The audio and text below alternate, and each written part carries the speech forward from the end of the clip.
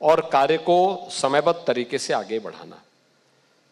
देखिए, 2019 के पहले का प्रयागराज और 2019 के बाद का प्रयागराज व्यापक परिवर्तन दिखता है। सिटी की कायाकल्प हुई है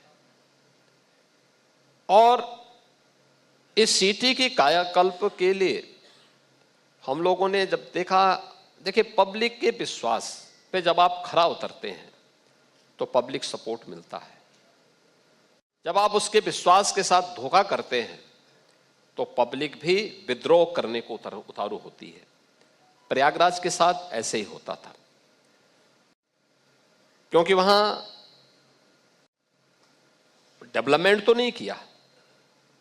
2019 के पहले वहां पे पूरी प्रयागराज सिटी, जो हमारी पौराणिक सिटी है, हजारों वर्षों से कुंभ और महाकुंभ के आयोजन के साथ जुड़ी रही है। देश और दुनिया जिस महाकुंभ के साथ जुड़ करके अपने पूर्वजों की परंपरा के साथ जुड़ने के लिए आती है, पुण्य का भागीदार बनने के लिए आती है, उस पावन सिटी में पिछली सरकारें माफिया के हवाले उस पावन सिटी को करके, उस शहर को करते हुए एक माफिया राज पैरेलल वहां पे संचालित कर रही थी। प्रयागराज में ये माफिया हावी थे। कौन पाले थे इन माफियाओं को? ये लोग कोई भी कार्य नहीं होने देते थे, इसलिए वहां का विकास ठप पड़ा हुआ था। कोई सोचता ही नहीं था कि दुनिया का पहला गुरुकुल देने वाले महर्षि भारद्वाज की पावन नगरी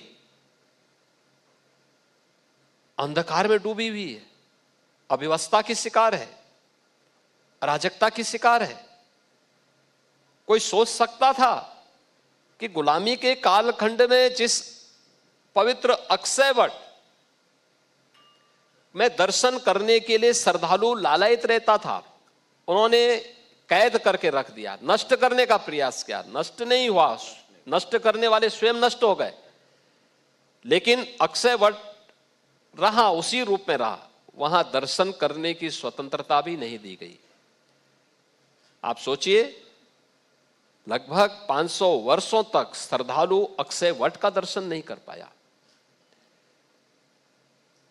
हम त्रिवेणी की बात तो करते थे, मां गंगा, यमुना और अदृश्य सरस्वती, लेकिन सरस्वती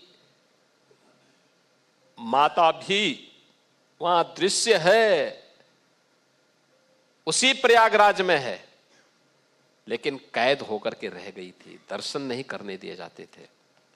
पातालपुरी भी उसी प्रयागराज में है, नहीं कुछ होने दिया जाता था। श्रृंगवेरपुर धाम भी उसी प्रयागराज में है, भगवान राम और निषाद राज की मैत्री का धाम, जहां पे मां गंगा को पार किया था भगवान राम ने। वहां पर भी लैंड जिहाद के माध्यम से इस पौराणिक स्थली को भी कब्जा करवा दिया गया था। ये पिछली सरकारें करवा रही थी। द्वादश माधव पे अवैध कब्जे हो गए थे। भगवान वेणी माधव प्रयागराज के इष्ट देव हैं। नागवासुकी की चर्चा जन्मेजय यज्ञ के दौरान भी होती है। प्रयागराज से भी उनका संबंध रहा है, लेकिन नागवासुकी का स्थल भी पूरा कब्जे के दायरे में आ गया था। यह हमारा सौभाग्य है, महाकुंभ के बहाने हमने प्रयागराज सिटी की भी कायाकल्प की, प्रयागराज को माफिया मुक्त भी किया, प्रयागराज सिटी को हम लोगों ने पूरी तरह कायाकल्प करने का काम भी किया।